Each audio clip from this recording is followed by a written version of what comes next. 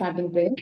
వసుదేవసుతం దేవం కంసచాణూరమర్దనం దేవకీ పరమానందం కృష్ణం వందే జగద్గురుం శ్రీకృష్ణం వందే జగద్గురుం.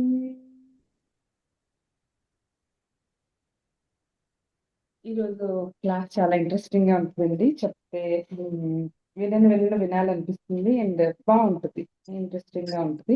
సో అదేమి అనేది మనం చూద్దాము. మూడో అధ్యాయంలో ఫోన్ ఒకసారి చెక్ చేసుకోవా? నువ్వు నిలువుగా కనిపించట్లేదు. మనము మూడో అధ్యాయంలో ఉన్నాము. ఇప్పుడు మాకు కనబడుతుంది కదా, అంటే యూట్యూబ్ లో అడ్డంగా కనిపిస్తుంది, ఎదురుగా పెట్టుకున్నట్టుగా అనిపించలేదు అనమాట. ఓకే, మనము మూడో అధ్యాయంలో ఉన్నామండి. సో మూడో అధ్యాయం మనము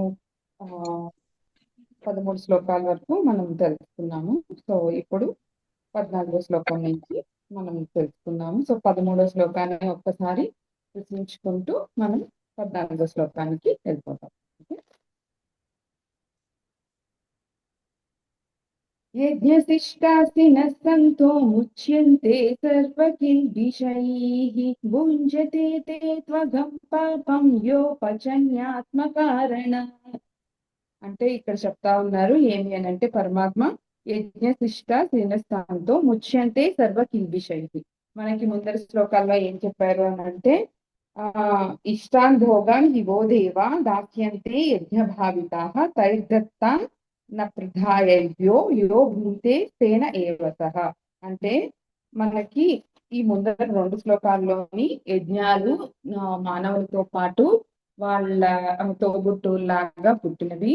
సృష్టి స్టార్టింగ్ లోనే నేను ఇది బ్రహ్మాది ప్రజాపతులకి చెప్పాను, సో మీరు తెలుసుకోకపోతే అది నా తప్పేముంది అన్నట్టు చెప్తూ, అది యజ్ఞాలు మనతో పాటు పుట్టినవి. సో ఆ విధంగా యజ్ఞాలను చేసి మనము దేవతలకు హవిస్సుని అర్పించి వాళ్ళ యజ్ఞ సిస్టం అంటే ప్రసాదం మనం పెట్టిన తర్వాత మనం తీసుకునే ఆహారం మాత్రం మనకి ప్రసాదంగా ఎట్లా మారిపోతుందో అదంతా కూడా దాన్ని యజ్ఞ సిస్టమ్ అంటారు అనమాట. యజ్ఞంలో హవిస్సులు ఇవ్వగా మిగిలిన దాన్ని యజ్ఞ సిస్టమ్ అని అంటారు అనమాట. సో అది నువ్వు ప్రతిదీ అంటే నీకు ఉన్న ప్రతిదీ కూడా నువ్వు భోజనం చేసిన తర్వాత కానీ తర్వాత పెట్టడం కాకుండా ముందరనమాట, నువ్వు వండిన ప్రతిదీ కూడా ఆయనకి అర్పించి నువ్వు ఎప్పుడైతే తినగలుగుతావో అప్పుడు అది నీకు యజ్ఞ సిస్టమ్ అన్నట్టు మారిపోతుంది అనమాట. యజ్ఞ సిస్టమ్ అని అంటే ప్రసాదంగా మారిపోతుంది అనమాట. సో అట్లా ఆ యజ్ఞ సిస్టమ్ తినేవాడు సర్వ కిల్బిషైః అంటే అన్ని పాపముల నుండి కూడా విముక్తిని పొందుతాడు అని చెప్తూ ఉన్నారనమాట మనకి 13వ శ్లోకంలో. సో ఆ విధంగా నువ్వు ఎప్పుడు కూడా నీ యొక్క ఏదైనా నువ్వు తీసుకునేది ఏదైనా కూడా శ్రీకృష్ణ అర్పణమస్తు అని చెప్పుకొని నువ్వు ఆయన యొక్క ప్రసాదంగా తీసుకోగలిగితే అప్పుడు అది పూజగా మారిపోతుంది. నీకు తెలియకుండానే నువ్వు మామూలుగా ఎవరు కావాలని పాపాలంతా చెయ్యరు అండ్ కొంచెం అవేర్నెస్ తోనే ఉంటారు, కావాలని ఎవరు చేయరు. కానీ మనం వంట చేసేటప్పుడే మనకి 5 రకాలైనటువంటి పాపాలు మనకి చుట్టుకుంటాయి. అది మనకి తెలియకుండానే జరుగుతుంది. సో అదే మనము కిందటి క్లాస్ లోనే తెలుసుకున్నాము. దేవయజ్ఞము అండ్ పితృయజ్ఞము, నృయజ్ఞము అండ్ బ్రహ్మయజ్ఞము అండ్ భూతయజ్ఞము, ఈ 5 రకాలైనటువంటి యజ్ఞాల ద్వారా ఆ పాపాలను మనం తీర్చుకోవాలి అని చెప్తూ, దేవయజ్ఞము అని అంటే హోమం, మామూలుగా మనం దేవుళ్ళకి చేసేటువంటి హోమము హవిస్సులు ఇస్తాము కదా అది. అండ్ పితృయజ్ఞము అంటే తర్పణలు. అండ్ నృయజ్ఞము అంటే అతిథి పూజ, వచ్చే మన అతిథులకు మనము వాళ్ళకి కరెక్ట్ గా వాళ్ళని సంతృప్తి పరిచి ఇంటి నుంచి వెళ్ళేటట్లు చేయాలన్నమాట. అంటే వెళ్ళేటట్లు కాదు, వాళ్ళు వెళ్ళినప్పుడు తృప్తిగా వెళ్ళాలి అని. ఓకే. బ్రహ్మయజ్ఞము అంటే వేద విజ్ఞానం అధ్యయనము అండ్ పురాణాలు చదవడము, లలిత పారాయణం, విష్ణు పారాయణం, ఈ పూజలు పునస్కారాలు నోములు ఇవన్నీ కూడా ఈ బ్రహ్మయజ్ఞంలోకి వస్తాయన్నమాట. అండ్ భూత యజ్ఞము అని అంటే ప్రాణులకు మనము ఇంకా మిగిలిన అన్నిటినీ కన్సిడర్ చేస్తూ వాటిని కూడా ప్రాణులను కూడా మనం జాగ్రత్తగా చూసుకోవడాన్ని ఆ ఈ యొక్క భూత యజ్ఞము అంటారు. ఈ యొక్క 5 యజ్ఞాల ద్వారా నీకుండే ఈ వంట చేసినప్పుడు వచ్చేటటువంటి ఆ యొక్క పాపాన్ని నువ్వు తొలగించుకోవచ్చు అని చెప్తూ యజ్ఞశేషాన్ని మాత్రమే భుజించేవాడు మాత్రమే వాడు పాపరహితుడవుతాడు అండ్ సత్కర్మ మార్గంలో ఉంటాడు అని చెప్తూ అండ్ నువ్వు ఎప్పుడు ఇలాంటి మార్గంలోనే ఉండు అని చెప్తూ ఉన్నారనమాట.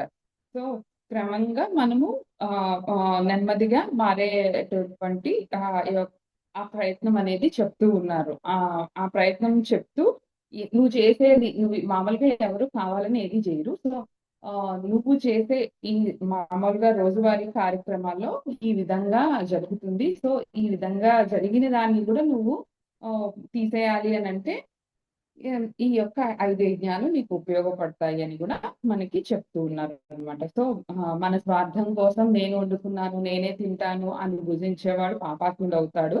సో ఫస్ట్ ఎప్పుడైనా ఈ భూత యజ్ఞం అంటే కొంచెం అన్నం కాకులకి కానీ ఇంకా నీ దగ్గర ఉండే ప్రదేశంలో కుక్కలకి కానీ ఏదో ఒక దాన్ని ఒక పిడికెడు ఎక్కువ కూడా ఆయన అడగట్లేదు, ఒక పిడికెడు భూత యజ్ఞంగా చేసి అండ్ ఆయనని మనస్ఫూర్తిగా తలుచుకొని మనము ఆయనకి ఆరగింపు చేసి మనం తీసుకుంటే మంచిది. లేదు అని అంటే ఉండే సిచ్యువేషన్ బట్టి ఫస్ట్ ముద్ద పట్టుకొని ఒకసారి ఆయన తలుచుకున్నా కూడా సరిపోతుంది అనమాట. సో ఆ మిగిలిందంతా మనం తినేది యజ్ఞ సిస్టమ్ కింద వచ్చేస్తుంది, అది ప్రసాదం అయిపోతుంది అనమాట. సో ఆ విధంగా నువ్వు చెయ్యి అని కూడా మనకి 13వ శ్లోకంలో చెప్తూ ఉన్నారు. సో ఇలా అంటే ఇప్పుడు ఈ యజ్ఞాల ద్వారా నువ్వు దేవతలను సంతృప్తి పరచాలి, అప్పుడు మాత్రమే దేవతలు నీకు కావాల్సింది ఇస్తారు అని కూడా మనకి 12th అధ్యాయంలో చెప్తూ ఉన్నారు అనమాట. సో 12th శ్లోకంలో చెప్తున్నారు అనమాట. సో నువ్వు ఎప్పుడైనా కూడా దేవతలను సంతృప్తి పరిచి నీకు కావలసినటువంటి మా కోరికలను తీసుకునే అవకాశం కూడా ఉంది. సో దేవతలను మీరు సంతృప్తి పరచాలి, మిమ్మల్ని దేవతలు సంతృప్తి పరుస్తారు అన్నట్టు మనకి చెప్తూ ఉన్నారు అనమాట. సో అందువల్ల నువ్వు ఈ యజ్ఞం చేయాలి, ఈ యజ్ఞం అనేది దాన్ని చేయాలి అని చెప్తూ ఉన్నారు. సో యజ్ఞము అని అంటే దేవుడిది మనం చేసే ఆ యొక్క హవిస్సులు ఇచ్చే కర్రలు పెట్టి మనం చేస్తాం కదండి, అదొకటే కాదు, మనం చేసే ప్రతి సత్కర్మ కూడా యజ్ఞము అనే దానిలోకి వస్తుంది. ఓకే, సో ఆ ఒక్కటే కాదు, ఇంకా ఆయన చెప్తున్నారు యజ్ఞాలు ఎందుకు చేయాలి అనేది ఈ 14th and 15th శ్లోకాల్లో మనకి చెప్తూ ఉన్నారు అనమాట.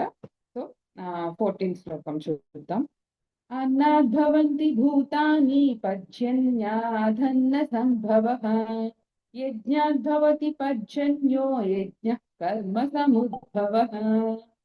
ఇక్కడ చెప్తూ ఉన్నారు మనకి సృష్టి ఎలా స్టార్ట్ అయింది, అదండి నేను ఇంట్రెస్టింగ్ గా ఉంటుంది అని చెప్పాను కదా. సో మనకి ఇక్కడ భగవంతుడు చెప్తున్నాడు సృష్టి ఎలా స్టార్ట్ అయింది అది చెప్తూ ఉన్నారు అనమాట. సో ఫస్ట్ మనం సృష్టి స్టార్ట్ అయింది అని అంటే ఏదైనా శరీరాలు పెరగడానికి కావాల్సింది అన్నం ఈజ్ నథింగ్ బట్ ఫుడ్ అనమాట, అంతే.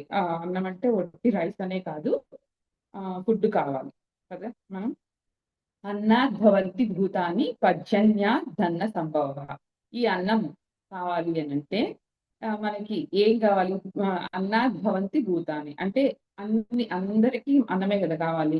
సో అది ఎక్కడి నుంచి వస్తుంది, మేఘాల నుంచి వస్తుంది. సో మేఘాలు లేకుండా వర్షం లేకుండా నేను పండించుకుంటున్నాను, నాకు మోటార్ ఉంది నీళ్ళు వస్తాయి అంటే కాదు, అక్కడికి వచ్చింది కూడా ఇప్పుడు కాకపోయినా ముందర ఉండే వర్షము ఆ భూగర్భంలో ఉండి మనకి మోటార్ రూపంలో వాటర్ వస్తుంది. సో దానికి కూడా కారణము వర్షమే. సో వర్షాలు లేకుండా మనకి వాటర్ అనేది ఉండదు. సో వర్షం అనేది కంపల్సరీ, ఇది మనకి తెలుసు. సో అన్నాద్భవంతి భూతాని పర్జన్యాధన్న సంభవ అంటే ఈ అన్నము సృష్టించడానికి, ఈ అన్నం రావడానికి మనకి మేఘాలు కావాలి, నీరు కావాలి. నీరు కావాలి అంటే పర్జన్యుడు అంటే మేఘం అనమాట. ఈ మేఘం వల్లనే ఈ అన్నం అనేది సంభవం అవుతుంది, సృష్టించడం అనేది జరుగుతుంది అనమాట. సో ఈ విధంగా ఆయన చెప్తా ఉన్నారనమాట. యజ్ఞాద్భవతి పర్జన్యో యజ్ఞ కర్మ సముద్భవం. అంటే ఈ మేఘాల ద్వారా మనము దీన్ని తీసుకున్న తర్వాతనే కదండి ఇంకా మనము నెక్స్ట్ స్టెప్ అంటే మన శరీరాలు పెరగడం కానీ ఇదంతా చేయడం కానీ జరుగుతుంది కదా. సో దాని గురించి చెప్తూ ఉన్నారు అనమాట ఆయన. ఈ ప్రపంచం అంటే ఈ జగత్తు అనే చక్రం ఇది ఒక రొటేషన్ లాగా ప్రాణులు శరీరాన్ని మళ్ళా రావాలి అన్నా కూడా ఎలాగా అంటే ప్రాణుల యొక్క శరీరాలన్నీ కూడా అన్నం వల్లనే వస్తాయి అండ్ పెరుగుతాయి. అన్నానికి కారణం వర్షం కదా, వర్షం వలన వస్తుంది. ఈ వర్షం కలగాలంటే మనం యజ్ఞం చేయాలి. ఓకే, ఈ వర్షం రావాలి అంటే మనం యజ్ఞం చేయాలి. యజ్ఞం వలన మాత్రమే వర్షం అనేది వస్తుంది. ఓకే, మానవుల క్రియలతోనే మన యజ్ఞం అనేది చేస్తూ ఉంటాం. మనము చేసే క్రియల వలనే యజ్ఞం అనేది ఫిల్ అవుతుంది అనమాట. ఈవెన్ నువ్వు దైవ యజ్ఞం చేస్తే దైవ యజ్ఞం ద్వారా, లేదు అంటే సత్కర్మ ఆచరణ అని చెప్పి మనం రోజు చేసే పనులను మన పనులను మనం కరెక్ట్ గా సత్కర్మ ఆచరణ ద్వారా నిర్వర్తిస్తే అది ఒక యజ్ఞంగా మారి మనకి వర్షాలు అనేది పడతాయి అన్నమాట. సో దానికి తృప్తి చెందినటువంటి ఆ యజ్ఞాలకి తృప్తి చెందినటువంటి దేవతలు మనకి వర్షాన్ని కురిపిస్తారు. ఓకే, ఆ వర్షాలు కూడా మనకి ఎప్పుడు పడితే అప్పుడు పడ్డాయి అనుకోండి, మళ్ళా ఎక్కువ వర్షాలు వచ్చి వరదలు వచ్చి కొట్టుకుపోయినా కూడా మనం ఏమీ ఉపయోగం లేదు కదా. సో ఎంత పడాలో అంత క్వాంటిటీలో, ఎక్కడ పడాలో అక్కడ, అంతే కదండి. ఇప్పుడు ఫుల్గా బిల్డింగ్స్ అవన్నీ ఉన్న దగ్గర పడితే ఏం ప్రయోజనం? అక్కడ ఎంత వర్షం పడినా అంత ప్రయోజనం ఉండదు. కానీ పొలాల దగ్గర అంతా పడితే మనకి ప్రయోజనం కదా. సో అలా ఏంటి, నా దగ్గర వాటర్ ఉంది, నేను పండించుకుంటున్నాను, నేను చేసుకుంటున్నాను అని అంటే, నువ్వు చేసుకుంటున్నావు అని అంటే ఇప్పుడు ధాన్యంలోని సొచ్చు ధాన్యాలు ఎన్ని ఉంటాయండి కదా. సో నువ్వే చేసుకుంటున్నావు కదా, మనం మొత్తం అన్ని ధాన్యాల్లోని ఆ ఫుడ్ అనేది కరెక్ట్ గా ఇంజెక్ట్ చేయొచ్చు కదా. సో దాంట్లో ఎందుకు మళ్ళా కొన్ని పోయినవి, కొన్ని బాగలేనివి, కొన్ని ఈ సైజు, కొన్ని నెక్స్ట్ సైజు అట్లంతా ఉంటాయి. సో నీ చేతుల్లో ఏమి లేదు, అది ఫస్ట్ నువ్వు గమనించాలి. సో నీ చేతుల్లో ఏం లేదు కాబట్టి నువ్వు ఏం చేస్తే వస్తుంది అనేది కూడా నెక్స్ట్ క్వశ్చన్ అన్నమాట. సో ఆ విధంగా ఈ వర్షాలు పడినప్పుడు మాత్రమే దేవతలు సంతృప్తి చెంది మనకి ఈ సత్కర్మలు చేసినప్పుడు మాత్రమే దేవతలు సంతృప్తి చెంది మనకి వర్షాలని కురిపిస్తారు అన్నమాట.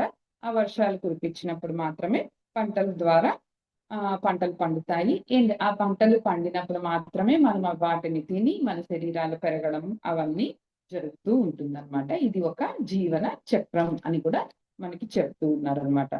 సో అలా మన శరీరం పుట్టింది, అది ఎలా మనకు తెలుస్తుంది?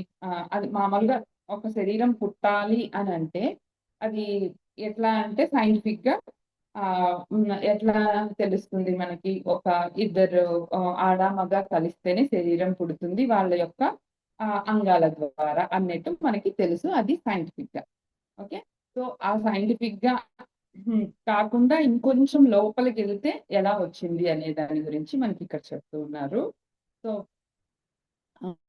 పంచభౌతికమైనటువంటి అంటే మన శరీరంలో పంచభూతాలు ఉన్నాయి కదా, ఆ నీరు, అగ్ని, వాయువు, భూమి అన్ని మన శరీరంలోనే ఉన్నాయి. And 70% of human body is constructed with water కదండి. సో ఈ విషయం మనకి తెలుసు.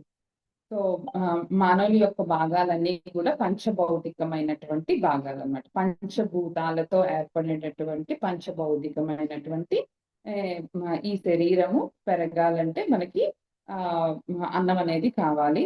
అండ్ మానవుల యొక్క ఈ భాగాల వల్ల పుడుతుందని మనకు తెలుస్తూ అయినా కూడా ఆ భాగాలకి శక్తి అనేది ఎక్కడి నుంచి వస్తుంది? సో ఆ భాగాలకి శక్తి అనేది కావాలి కదా. సో ఆ శక్తి అనేది ఎక్కడి నుంచి వస్తుంది అని అంటే అన్నాద్భవంతి భూతాని కదండి. దీనివల్ల మనకి శక్తి అనేది వస్తుంది. మనం తినే తిండి వల్ల మనకి శక్తి అనేది వస్తుంది. ఆ తిండి అనేది ఎక్కడి నుంచి వస్తుంది అనేది. సో ఇక్కడ అన్నాదని ఒక పర్టికులర్ గా వర్డ్ యూజ్ చేయడానికి కారణం ఏమి అంటే ఇక్కడ మన యొక్క సృష్టి ఎలా ప్రారంభమైంది అని చెప్పేదాని కోసం తైత్రేయ ఉపనిషత్తులోని ఉందంటండి. ఈ తైత్రేయ ఉపనిషత్తు ఎక్స్ప్లెయిన్ చేస్తుంది. అది ఈ శరీరం మనం కలగడానికి కారణాన్ని వివరిస్తూ ఉందన్నమాట. అది ఎలాగానంటే అది నేను మీకు స్టార్టింగ్ లోనే ఒకసారి చెప్పాను, గుర్తుందో లేదో తెలీదు. ఒకసారి నేను మళ్ళా రిపీట్ చేయాలి అని అనుకుంటున్నాను. ఆ అన్నిటికన్నా ముందర సృష్టి స్టార్టింగ్ ఇంకా ఈ కృష్ణుడు, రాముడు, శివుడు, విఘ్నేశ్వరుడు ఇట్లా కాకుండా దానికన్నా ముందర, ఇంకా ముందర. సో అప్పుడు ఏముంది? ఇది నథింగ్ బట్ ఎనర్జీ కదండి. మామూలుగా మనం సైంటిఫిక్ గా మాట్లాడుకుంటున్నాం ఇప్పుడు. సో మొత్తం విశ్వంలో ఎనర్జీ అనేది నిండిపోయింది. ఎలా నిండిపోయింది అని అంటే, ఒక కుర్చీలో కూర్చున్నప్పుడు ఒక లావు మనిషి కుర్చీలో కూర్చున్నప్పుడు కరెక్ట్ గా ఫిట్ అయిపోతాడు దాంట్లో. కానీ అటు ఇటు తిరిగేదానికి కూడా వాడికి స్పేస్ ఉండదు కదా. సో వాడు ఫిట్ అయిపోయాడు కాబట్టి తిరిగేదానికి కూడా స్పేస్ లేదు. అంత బాగా ఆ శక్తి అనేది ప్రపంచం అంతా వ్యాపించిపోయి ఉన్నదన్నమాట. సో ఆ శక్తికి కోరిక కలిగింది. ఏమేదంటే ఆ ఆ ఒక ఆ, ఒక వేవ్ లాగా, అంటే ఆ శక్తి కదిలిందనమాట. కదిలితే అది వేవ్ లాగా ఆ ఆ వచ్చిందనమాట. అంతే కదండి. మామూలుగా శక్తి అనేది కదిలితే వేవ్ లాగా వస్తుంది, పైకి కిందకి పైకి కిందకి అన్నట్టు. సో అప్పుడు మనకి ఈ యొక్క వేవ్స్ ద్వారా మనకి పైగా ఉండేది సత్వగుణము, అండ్ అప్పుడు ప్రకృతిలో ఈ యొక్క 3 గుణాలు ఏర్పడ్డాయి అని చెప్తున్నాము. పైగా ఉండేది వచ్చి సత్వగుణము, కింద ఉండేది వచ్చి రజోగుణం, సారీ తమో గుణము, మధ్యలో ఉండేది వచ్చి రజోగుణం అనమాట. సో ఆ విధంగా మనకి మనము అప్పుడు చెప్పుకున్నాం అనమాట. ఈ విధంగా వేవ్స్ ద్వారా ఏర్పడింది. సో ఈ వేవ్స్ ద్వారా ఈ గుణాలు ఏర్పడ్డాయి. ఈ వేవ్స్ ఫస్ట్ కదిలినప్పుడు చాలా దగ్గరికి ఉన్న అంటే ఫస్ట్ మనం ఒక తాడుని తీసుకోండి.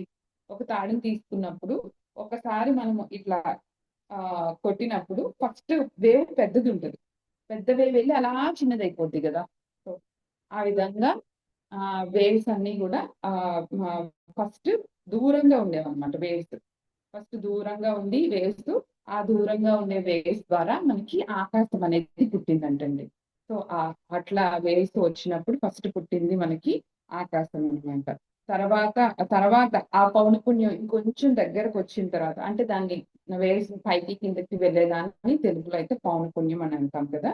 సో ఆ పౌనపుణ్యం ఇంకొంచెం దగ్గరికి వెళ్ళడం ద్వారా వచ్చింది మనకి ఆ వాయువు. ఈ గాలి అనేది ఇంకొంచెం దగ్గరికి వెళ్ళడం ద్వారా వాయువు వచ్చింది. ఇంకొంచెం దగ్గరికి వెళ్ళడం ద్వారా అగ్ని అనేది వచ్చింది. ఇంకొంచెం దగ్గరికి వెళ్ళడం ద్వారా నీరు అనేది వచ్చింది. ఇంకా పూర్తిగా దగ్గరకు వచ్చేసిన ద్వారా భూమి అనేది వచ్చింది అనమాట. సో మనకి పంచభూతాలు కూడా ఈ విధంగా ఏర్పడ్డాయి అని కూడా మనకి చెప్తూ ఉన్నారు. ఇది మనకి సైన్స్ ప్రకారం కూడా చెప్తూ ఉన్నారు అనమాట. సో ఈ విధంగా అందుకే మనకి ఐన్స్టీన్ కూడా మనకి ఫార్ములా ఫార్ములా ఏమో Einstein is equal to MC square కదండి. Energy is equal to mass and into కాంతి వేగం కదా. సో ఇక్కడ కాంతి వేగాన్ని తీసేస్తే energy is equal to mass కదా. సో ఈ ఎనర్జీ అనేది మాస్ గా ఎట్లా కన్వర్ట్ అయింది అని అంటే ఈ యొక్క వేరియేషన్ వల్ల కన్వర్ట్ అయింది అనమాట. సో ఈ విధంగా మనకి ప్రపంచం అనేది వచ్చింది అని మనకి తైత్రేయ ఉపనిషత్తు అనేది ఎక్స్ప్లెయిన్ చేస్తుందంటండి. అందుకోసమే మనకి ఇక్కడ అన్నాద్ భవంతి అంటే ఆ యొక్క వర్డ్ ని యూజ్ చేశారట. అన్నాద్ అనేది తైత్రేయ ఉపనిషత్తుకి సంబంధించినటువంటి వర్డ్ అంట. సో ఆ ఉపనిషత్తు యొక్క విషయాలను చెప్పడం కోసం మనకి ఇక్కడ స్వామి ఆ వర్డ్ ని యూజ్ చేశారు అని కూడా చెప్పుకోవచ్చు అనమాట. సో ఈ విధంగా మనకి పంచభూతాలు ఏర్పడ్డాయి. సో ఆ పంచభూతాలు ఏర్పడిన తర్వాత ఈ పంచభూతాల్లో మన శరీరం ఎలా ఏర్పడింది అనేది ఇప్పుడు మన శరీరంలో ఒక వన్ వచ్చి చైతన్యము, అండ్ ఇంకా అష్టాదశ శక్తులు అండ్ పంచభూతములు.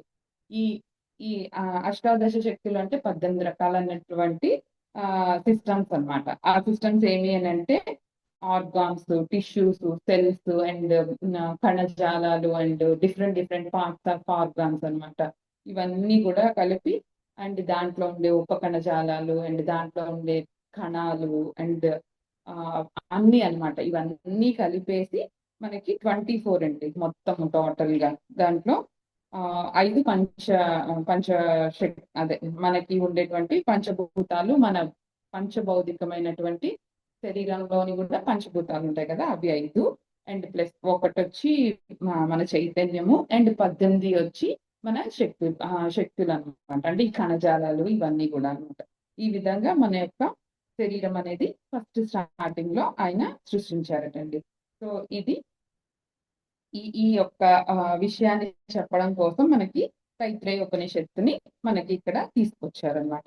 సో ఈ పంచభౌతికమైనటువంటి అన్నాల వలన ఈ పంచభౌతికమైనటువంటి శరీరం అనేది సృష్టి జరిగింది అని చెప్పి వివరిస్తూ ఇక్కడ మనకి చెప్తూ ఉన్నారనమాట. అదే విధంగా అన్నాద్ భవంతి భూతాని. అన్నాద్ అంటే ఈ అన్నం వలనే ఈ భూతాలకి అంటే భూతాలంటే మనమండి మొత్తం ప్రపంచం అన్నట్టు అనమాట. అన్నాద్ భవంతి భూతాని పర్జన్యాదన్న సంభవ యజ్ఞాద్ భవతి పర్జన్యో యజ్ఞ కర్మ సముద్భవం. ఈ విధంగా ఆయన ఒక సైకిల్ అయితే మనకి ఇచ్చారండి. సో ఆ సైకిల్ మనం ఇప్పుడు ఎన్ని ప్రయత్నాలు చేసినా కూడా సకాలంలో వర్షాలు పడలేదు అనుకోండి, మనకి పంటలు అనేది పండదు కదా. పంటలు పండకపోతే మన శరీరం అనేది పెరగదు. సో ఈ శరీరం పెరగడానికి అండ్ ఈ శరీరం నిలబడడానికి కారణం మాత్రము యజ్ఞాలే. సో ఈ యజ్ఞము అని అంటే సత్కర్మ. సో ఈ సత్కర్మను మాత్రం నువ్వు వదలద్దు అని కూడా చెప్తూ ఉన్నారనమాట. యజ్ఞం అంటే ఒక క్రియ మాత్రమే కాదు. యజ్ఞం అంటే మనం ఈ సత్కర్మ వలన వచ్చేటువంటి పుణ్య ఫలితం అన్నమాట. ఈ పుణ్యం వలనే మనకి ఈ వర్షాలు అనేది పడుతుంది అనమాట. సో ఈ పుణ్యాన్ని ఎట్లా సంపాదించాలి అని అంటే సత్కర్మ ఆచరణ చేసినప్పుడు మాత్రమే ఈ పుణ్యం అనేది వస్తుంది. సో నువ్వేం చేయాలి, సత్కర్మ ఆచరణ చేస్తే నీకు పుణ్యం వస్తుంది. ఆ పుణ్యం ద్వారా ఫలితము, ఆ ఫలితమే నీకు వర్షాలు అన్నట్టు ఇక్కడ చెప్తూ ఉన్నారు అనమాట. సో ఆ విధంగా మనకి చెప్తూ ఉన్నారు. అంటే ఇప్పుడు నేను సత్కర్మాచరణ చేశాను, నాకు వర్షం పడలేదు అని అంటే అట్లా కాదు. సో ఇప్పుడు నువ్వు ఒక డాక్టర్ దగ్గరికి వెళ్ళావు, నీకు చాలా హై ఫీవర్ ఉంది. సో ఫీవర్ ఉంటే నువ్వు వేసుకున్న టాబ్లెట్ వేసుకున్న వెంటనే తగ్గదు కదా. సో దానికంటూ ఒక టైం రెస్టింగ్ పీరియడ్ అనేది ఉండాలన్నమాట. ఆ రెస్టింగ్ పీరియడ్ అనేది ఉంటేనే అప్పుడు నీకు రిజల్ట్ అనేది వస్తుంది. సో దానికి కూడా నువ్వు అంటే అది ఒక పరిపక్వతకు వచ్చే దశ అనమాట. సో ఆ పరిపక్వతకు వచ్చే దశ వరకు మనం వెయిట్ చేయాలి. అంటే నేను నుంచి చేస్తున్నాను, కరెక్ట్ గా ఈరోజు రాలేదు అని అనకుండా కొంచెం వెయిట్ చేయాలి. అండ్ మన పనులు మనం చేసుకుంటూ వెళ్ళిపోవాలి. మన సత్కర్మ ఆచరణ అనేది మనం చేసుకుంటూ వెళ్ళాలి. సత్కర్మ ఆచరణ అంటే పెద్ద పెద్ద బాధ్యతలు ఏం లేదు. నువ్వు చేసే పనిని పరోపకార బుద్ధితో చేయాలి. అండ్ నువ్వు ఒక్కడవే తినేదానికి కాకుండా మిగిలిన అన్నింటినీ కూడా దృష్టిలో పెట్టుకొని, అండ్ నేను చేశాను అని కాకుండా ఆయన నా చేతి చేయించారు, సో ఆయన నాకు ఇచ్చారు, సో థ్యాంక్ యూ. ఆ ఒక గ్రాటిట్యూడ్ మనము తెలుసుకుని చేయాలి అని కూడా మనకి దీని ద్వారా తెలుస్తూ ఉందన్నమాట. సో నెక్స్ట్ ఇది కూడా దీనికి కనెక్టెడ్ గానే ఉంటుందండి. సో నెక్స్ట్ శ్లోకం. కర్మ బ్రహ్మోద్భవం విద్ధి బ్రహ్మాక్షర సముద్భవం తస్మాత్ సర్వగతం బ్రహ్మ నిత్యం యజ్ఞే ప్రతిష్ఠితం.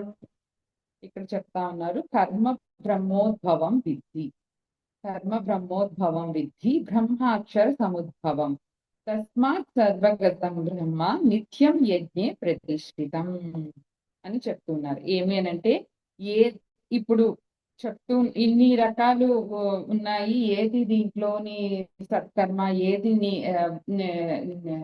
అంటే ఏది మంచి పని, ఏది చెడ్డ పని అనేది నాకు తెలియదు, ఏది నా కోసం అని పెట్టినది, నాకు విహితమైన కర్మ, ఏది నాకు కాని కర్మ, అండ్ ఏది నిషిద్ధ కర్మ అని తెలియదు అని అనుకుంటే ఇవన్నీ తెలిపేది వేదాలు అని మనకి ఇక్కడ చెప్తూ ఉన్నారు. వేదాలకే బ్రహ్మ అని పేరు అనమాట.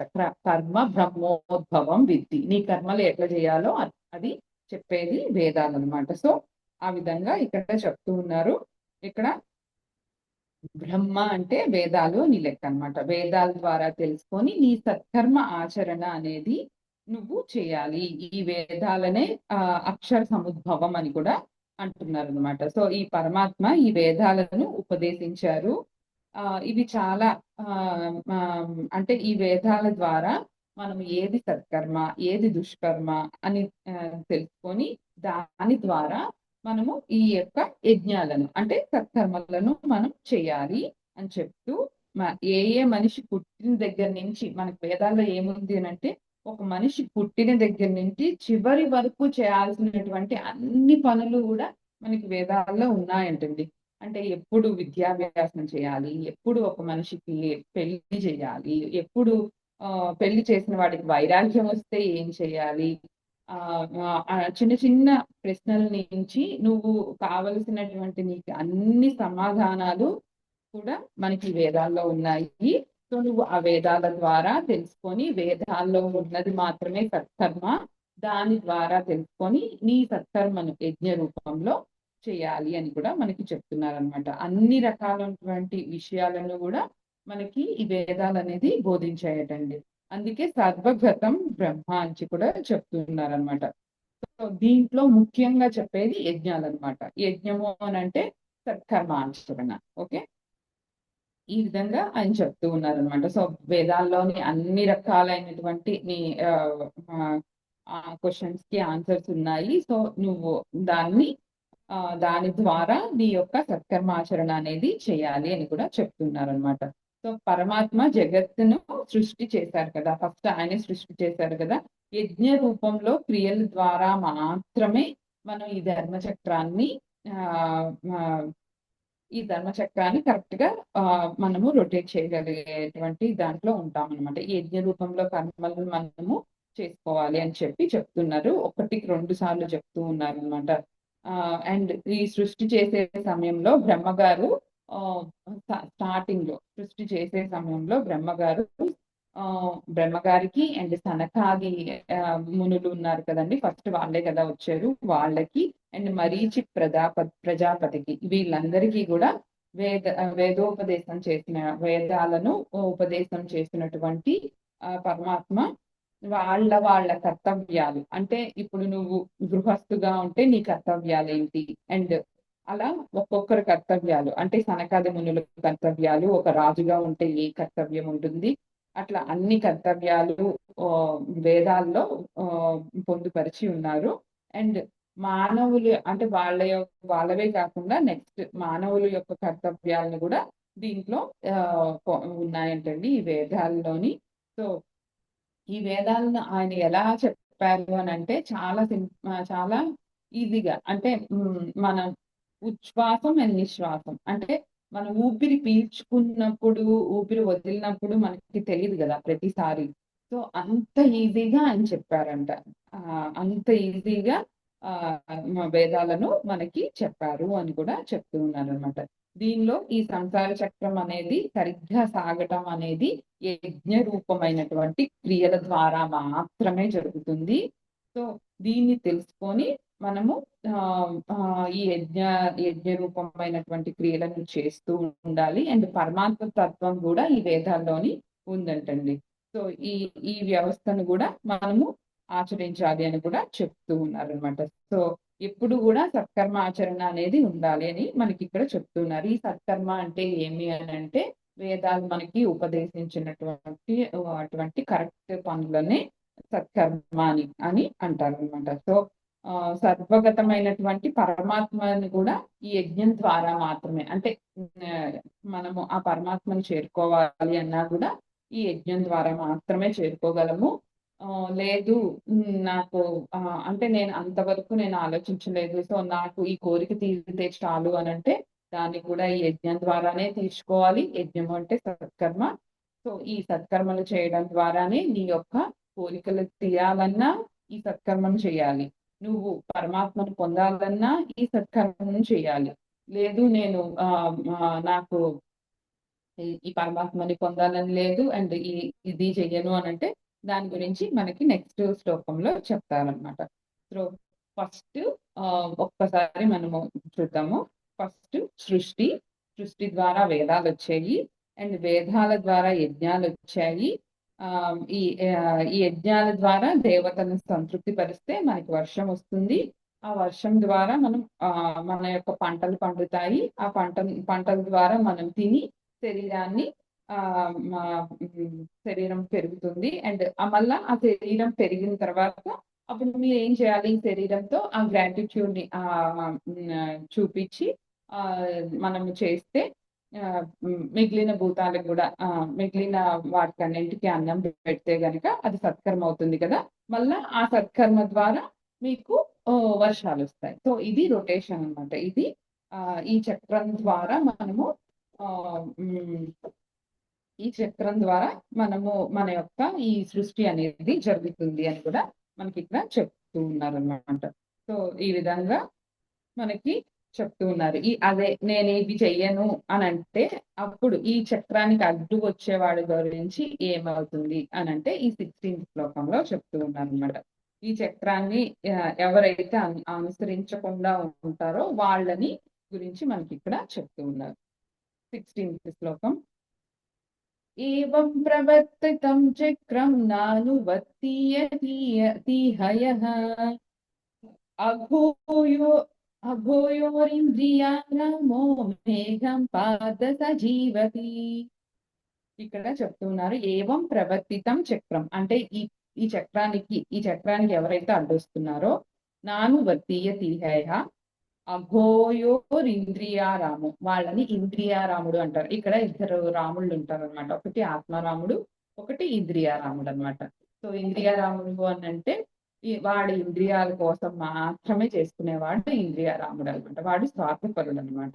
సో వాళ్ళని అంటే చాలా పాష్ గా తిట్టడం అనమాట దీని ఉద్దేశము. సో ఆయన చూడండి ఎంత చక్కగా తిట్టున్నారు.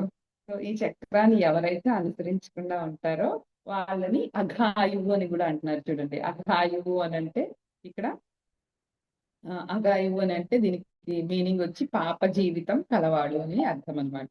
సో ఇంద్రియ భోగాలను మాత్రమే అనుభవించేవాడు ఇంద్రియారాముడు అనమాట. అంటే తిట్టేసి మళ్ళా బుజ్జగిస్తున్నాడు అనమాట ఆయన. అఘాయువు ఇంద్రియారాము అని చెప్పి మోఘం అని కూడా చెప్తా ఉన్నారు అనమాట. మోఘం అంటే వ్యర్థంగా వాడు బతుకుతున్నాడు అన్నట్టు అనమాట. సో ఆ విధంగా చెప్తూ ఉన్నారు.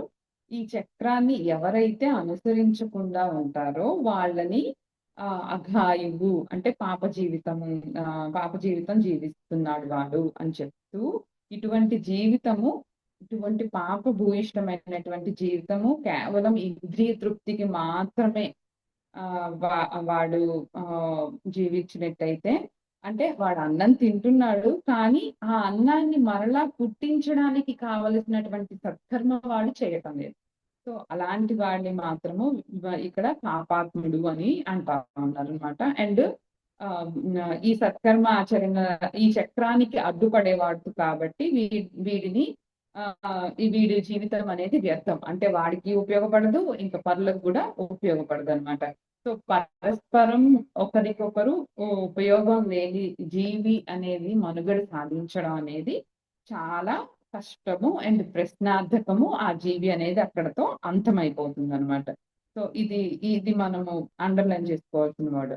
పరస్పరము ఉపయోగం లేనటువంటి జీవి అనేది ఈ ప్రపంచంలోనే లేదు. సో అలాంటి జీవి అనేది అంటే ఈవెన్ మనకి ఎంతో ఇష్టం లేనటువంటి చీమలు, బొద్దింకలు ఇవి కూడా కొన్ని, కాకపోతే గూగుల్లో సెర్చ్ చేయండి యూజెస్ ఆఫ్ యాంట్స్ అని, యూజెస్ ఆఫ్ కాక్రోచెస్ అని మీరు కొడితే దానివల్ల ఎన్ని యూజెస్ వస్తాయో చూడండి. సో అంటే మనకి ఇష్టం లేనటువంటి ఒక చిన్న సూక్ష్మజీవి, ఈవెన్ దోమలు కూడా, ఇవి కూడా మొక్కలు గ్రోయింగ్ కి చాలా యూజ్ అవుతుంది అనమాట. దాంట్లో కొన్ని దోమల ద్వారా మొక్కలకి కావలసినటువంటి ఆ స్టెమ్ లోనేదో ఒక రిలీజ్ చేస్తున్నట్టండి.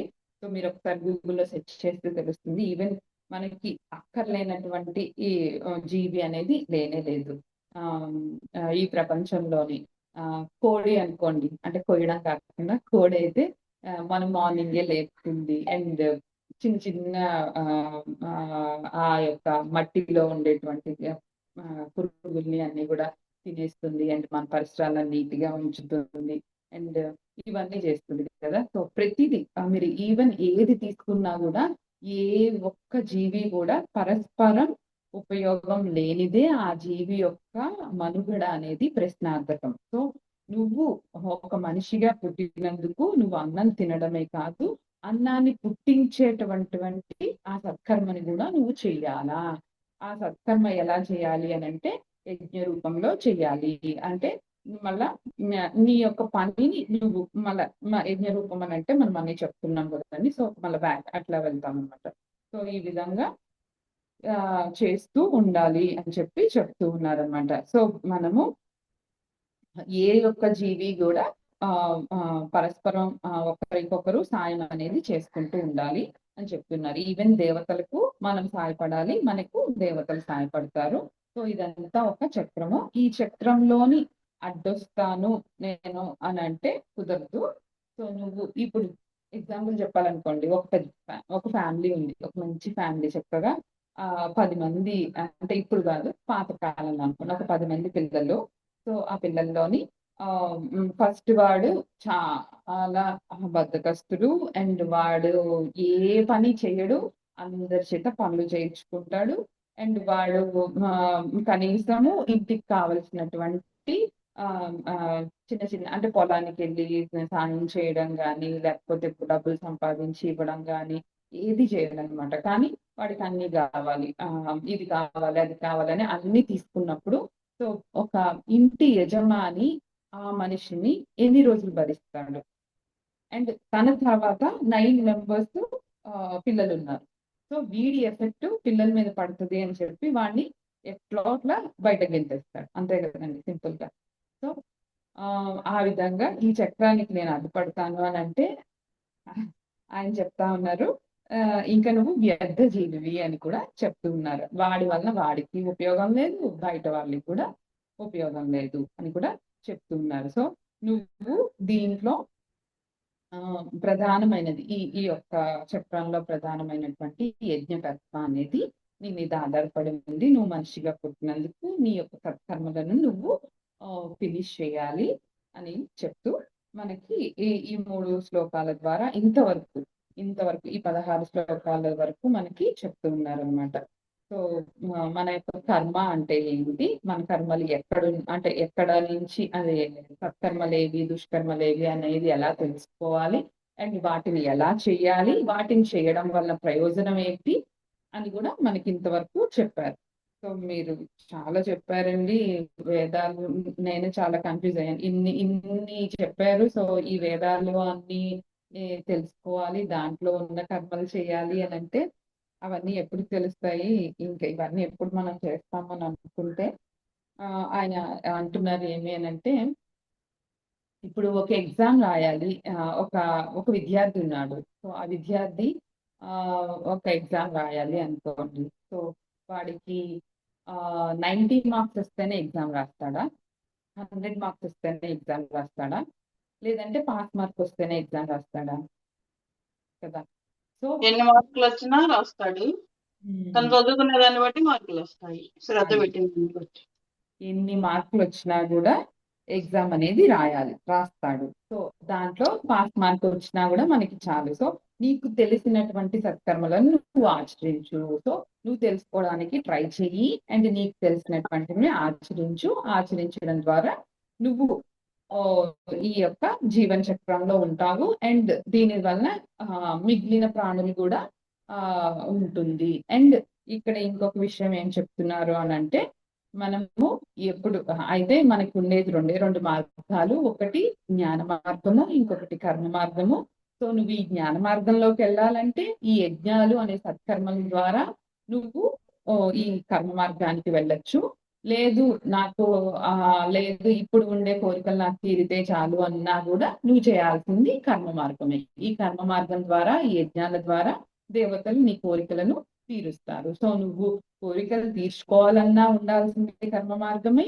అండ్ ఫర్దర్ గా నువ్వు ఎన్లైట్మెంట్ జరిగి జ్ఞాన మార్గంలోకి వెళ్ళాలన్నా కూడా నీకు కావాల్సింది కర్మ మార్గమే. సో ఈ కర్మ మార్గం అనేది కంపల్సరీ నువ్వు చేయాల్సినటువంటి ఒక సిచ్యువేషన్ అన్నమాట. సో నువ్వు ఈ కర్మ మార్గాన్ని తప్పించుకోవడానికి లేదు. సో ఈ కర్మ మార్గాన్ని నువ్వు చేయాలి అని చెప్పి దాన్ని ఎంత పర్ఫెక్ట్ గా చేయాలి అనేది మనకి ఇక్కడ ఈ శ్లోకం వరకు చెప్పారనమాట. అదండి. ఎవరైనా ఏమైనా డౌట్స్ ఉంటే అడుగుతారా? ఎండింగ్ ప్రేయర్ చెప్పేసేదా సార్? చెప్పే జ్యోతి.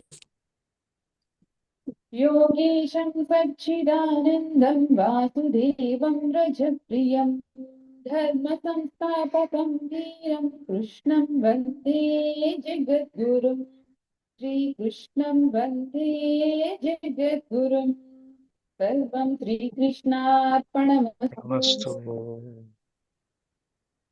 Thank you Jyoti. Thank you. ఇప్పటిదాకా జరిగిన క్లాస్ లో డౌట్స్ కానీ ఏమైనా ఉన్నాయా అండి? లేకపోతే షేరింగ్స్ యాడ్ చేస్తారా ఎవరన్నా? మేడమ్స్.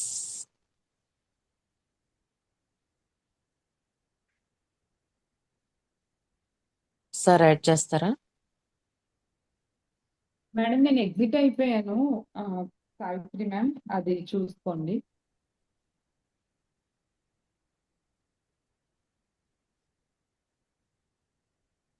వినిన వాళ్ళు ఇప్పుడు సారాంశం కొంచెం చెప్పండి, ప్రయత్నం చేయండి.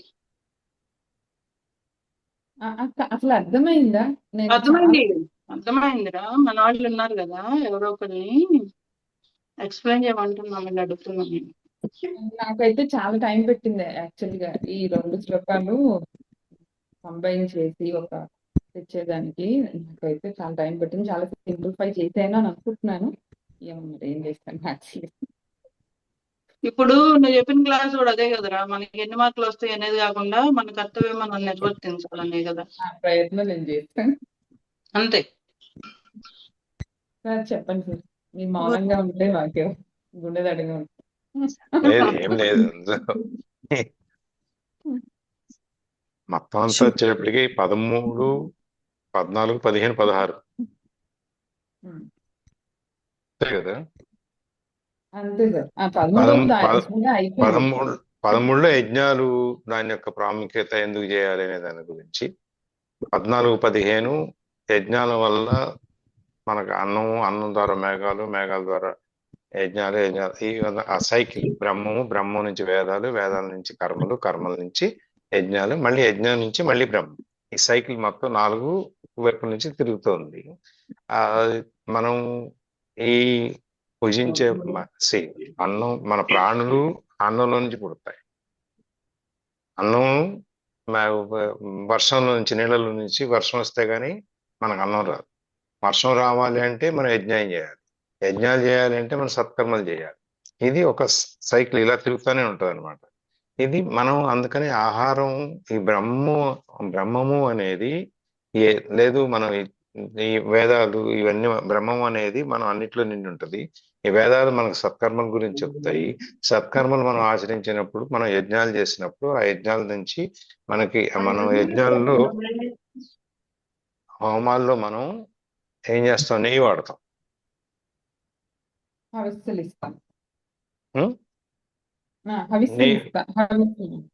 హవిస్ అంటే మన పూర్ణాహుతి చేసేది, అదంతా హవిస్ కింద వస్తుంది.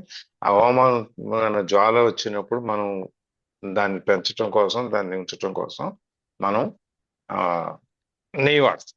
ఆ నెయ్యి ద్వారా వేసింది ఆ దేవుని మంత్రం చెప్పి వేస్తాం కదా, అప్పుడు స్వాహాదేవి వచ్చి దాన్ని తీసుకొని మన ఏ మంత్రం చెప్పామో వాళ్ళకి ఇస్తాం. అగ్నిదేవుడు దాన్ని ఎవరెవరికి చేర్చాలో దాన్ని అక్కడికి చేరుస్తూ ఉంటాడు. మనం ఎవరెవరు మంత్రాలు చెబుతామో, ఎవరి గురించి పూజ చేస్తామో అది చెబుతూ, నవగ్రహాలు ఉంటాయి, రుద్రాభిషేకం ఉంటాయి, రకరకాల మన హోమాలు ఉంటాయి. ఈ హోమాల్లో మనం వాడే నెయ్యి ఏదైతే ఉందో అది పొగ రూపంలో వాతావరణంలో కలుస్తుంది. అక్కడి నుంచి పైకి వెళ్ళిన తర్వాత దాని ద్వారా మేఘాలు ఫామ్ అవుతాయి. మేఘాలు ఫామ్ అయినప్పుడు మళ్ళీ గాలి తగిలినప్పుడు, అది చల్లగాలి తగిలినప్పుడు మేఘాలు మళ్ళీ మనకి వర్షాన్ని ఇస్తాయి. ఆ వర్షం మళ్ళీ భూమిలోకి వెళ్ళి భూమిలో నుంచి మనకి ఆహారాన్ని మనకు ఇస్తుంది. ఇదంతా దేనివల్ల జరిగింది? ఈ బ్రహ్మము అనేది, భగవంతుడు అనేది వీటన్నిటిలోనూ ఉండటం వల్ల జరిగింది.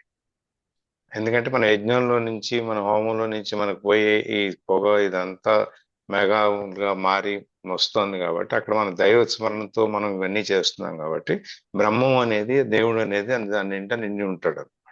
నిండి అక్కడి నుంచి వర్షంలాగా వచ్చి ఇదంతా జరుగుతుంది. ఈ సైకిల్ అంతా జరిగినప్పుడు మనకి ఈ ఆహారం, మనం భుజించే ఆహారం అనేది దైవ ప్రసాదం. ఈ దైవ ప్రసాదంలో నుంచి వచ్చేది అందుకని మనం ఏదైనా ఆహారం తీసుకునేటప్పుడు ఒక్కసారి మనం ఆ భగవంతుడికి అర్పించుకుని ఈ ప్రాణులు ఏవైతే ఉన్నాయో వాటికి చాలా మంది ఏం చేస్తారంటే ఒక ముద్ద దేవుడిని తలుచుకొని తీసి పక్కన పెడతారు. కొంతమంది ఆకులో పెడతారు, కొంతమంది వేరే పళ్ళెంలో పెడతారు. పెట్టిన తర్వాత ఆ పళ్ళెంలో పెట్టిన ముద్దని బయట పెడతారు. చేములు, పురుగులు, ఏవో రకరకాలుగా ఉన్న ఈ జీవులు ఏవైతే ఉన్నాయో అవన్నీ వాటిని భుజిస్తాయి. అట్లా కొంతమంది ఏం చేస్తారంటే ఇదివరకు రోజుల్లో అతిథి అనేవాడు రాకపోతే భోజనం చేసేవాళ్ళు కాదు. ఎవరికైనా భోజనం పెట్టిన తర్వాతనే గృహస్థు భోజనం చేసేవాడు. ఆ అతిథి రాకపోతే వచ్చిందాక బయట నుంచి ఎదురు చూస్తుంటారు. చూసి పిలుస్తారు. ఒకళ్ళే వచ్చారనుకోండి, ఎవరన్నా ఊళ్ళోకి నలుగురు బయట ఉన్నారనుకోండి, మా ఇంటికి రా అని పిలుస్తారు. ఎందుకంటే వాళ్ళు పెడితే గానీ భోజనం చేయడానికి వీల్లేదు. అది ఆ రోజుల్లో అంత యజ్ఞం ఉండేది, అతిథి యజ్ఞం అనే దాని గురించి. ఇందాక 5 యజ్ఞాలు అది కూడా ఒకటి కదా, అతిథి యజ్ఞం అనేది ఒకటి ఉంది. అది ఆ విధంగా అక్కడి నుంచి తర్వాత కాలక్రమేణా ఏమైంది, సరే ఇంతమందిని వెయిట్ చేయటం, కూర్చొని ఇంట్లో ఉన్న 10 మంది, అప్పుడు మరి సంసారాలు పెద్ద సంసారాలు 10-15 మంది ఉండేవాళ్ళు కాబట్టి ముసలాళ్ళు, పెద్దాళ్ళు, గున్నాళ్ళు, లేనాళ్ళు వీళ్ళందరూ ఉండటం కష్టం అని చెప్పేసి అని సరే మా 2 మనుషులకు, ఒక మనిషికి సరిపడా ఆహారం వండి పెట్టేసి వీళ్ళు భోజనాలు చేసేవాళ్ళు. ఎప్పుడు వెనక ముందు ఎవరైనా వచ్చినా కూడా వాళ్ళకి ఆహారం ఉండేది. అక్కడి నుంచి మెల్లమెల్లగా ఇప్పుడు 2, 4, 3 ఉండేటప్పటికి ఏమైంది, ఈ బయట వెయిట్ చేయటము, ఎవరైనా రావటం ఇవన్నీ ఎందుకని, లేకపోతే ఇప్పుడు వెళ్ళి ఈ టైంలో వాళ్ళని ఇబ్బంది పెట్టడం ఎందుకు, ఏ హోటల్లో తినేసి వెళ్ళిపోదాంలే అని ఈ విధంగా రకరకాలైనటువంటి సందర్భాలు వచ్చేటప్పటికి ఈ ఆహారం ఇద్దరికి సరిపడా వండుకుంటున్నారు. ఒక ముద్ద తక్కువైనా పర్వాలేదు, మళ్ళీ వేస్ట్ అయితే కష్టం అని చెప్పేసి పరిస్థితిలోకి వచ్చేస్తున్నాం. ఈ విధంగా ఇది ఇప్పుడున్న పరిస్థితుల్లో.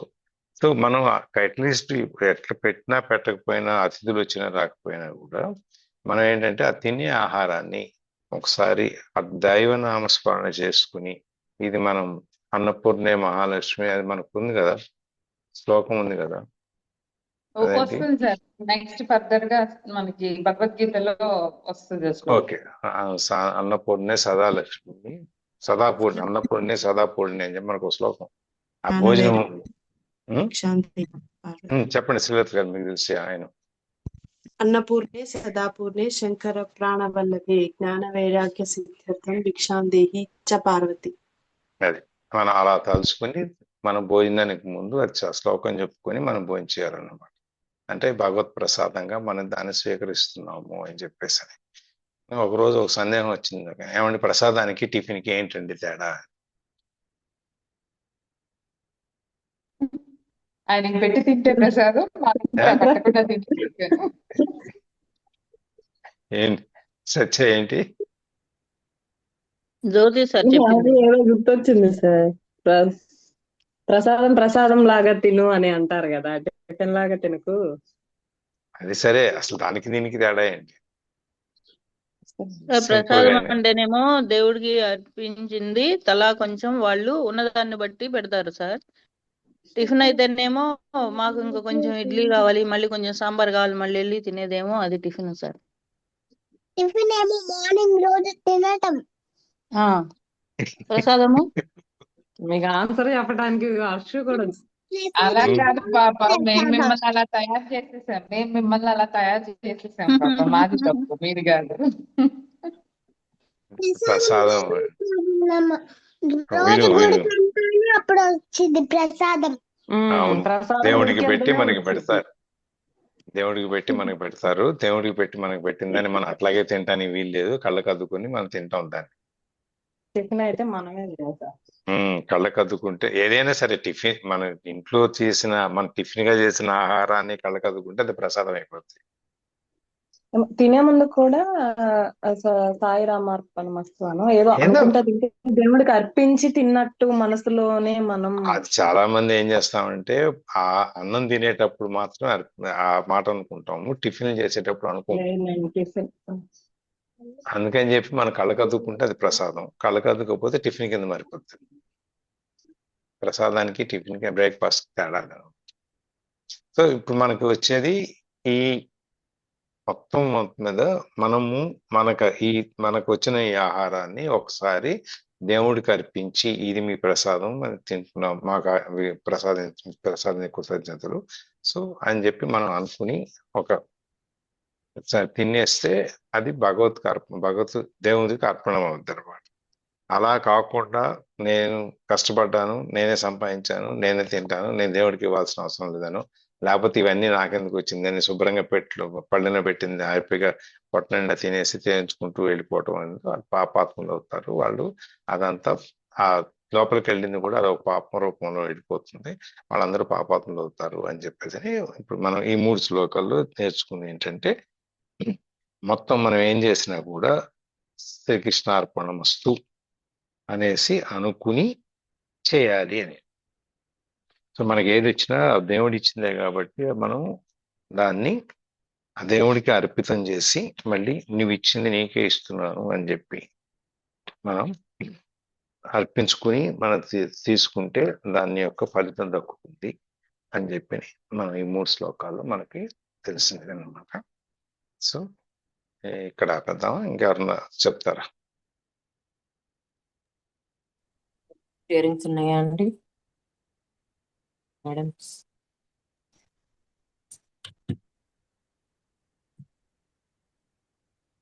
రికార్డింగ్ ఆపేస్తుంది.